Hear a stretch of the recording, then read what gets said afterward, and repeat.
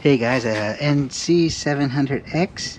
I was doing some work in here and I found I think it's supposed to be for the owner's manual, but since I bought my bike used, the owner manual just came, the guy just handed it to me.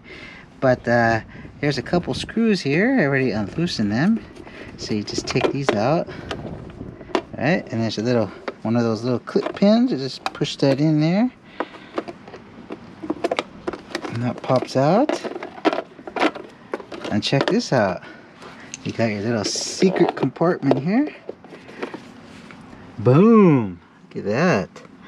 So, I don't know, man. You could put some goodies in there, you know, something. I don't think the cop's gonna take all the bike apart, but yeah, you could put your oregano or something.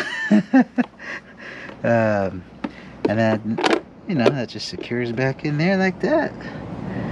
Cool, guys. So let me know what you want to put in there.